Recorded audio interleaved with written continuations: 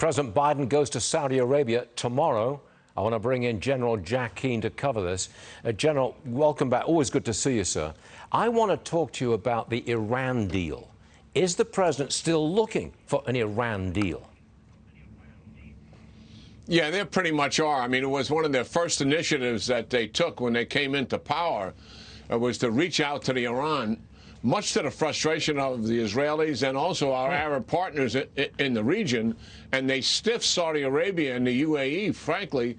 They were about to receive military shipments from us, and the president delayed all of that and also pulled out the Patriot missile batteries we had in Saudi Arabia. He sent a loud message to the Arab world that I'm not supporting you, but yet he's trying to work a deal with the Iranians. And what did the Arabs do? Listen, they have choices, and their security is important, obviously, to them as well as our security is to us. And they reached out to Russia and to China.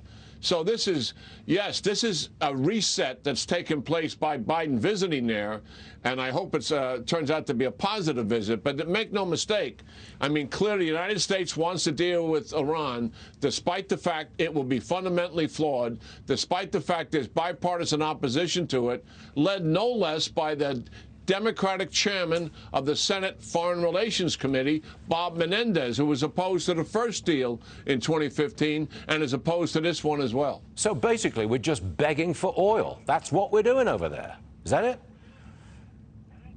No, I mean, the visit, a different subject now, dealing with Saudi Arabia and the Gulf states. Saudi Arabia is a de facto leader of the Arab world. They also are the arch rival of Iran.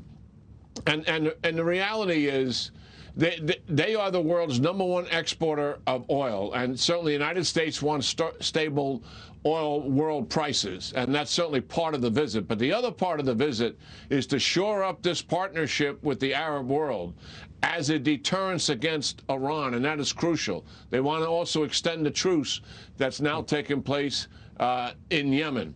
These are major issues that are on the table for this visit.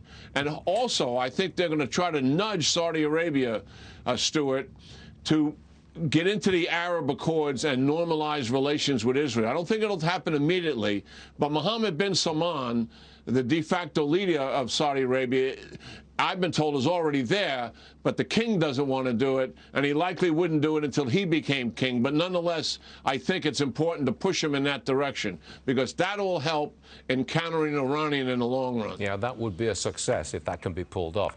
Real fast, General, I want to switch to Ukraine. Seems like there's a stalemate there. Looks to me like the U.S. and Europe really don't want a flat-out win in Ukraine against the Russians. Do you see it that way? Yes and no. I mean, the U.S. has pretty much changed its position from just providing limited support to going all in to help Zelensky on the ground with his forces. And that help is being decisive in terms of its results. With the Europeans, yes. I do think there are a number of European countries led by France and Germany that are looking for a way out because of the economic impact that's having on them as well. And I think the Eastern European countries, Poland, the Baltics, Romania, to include the UK, they're all in.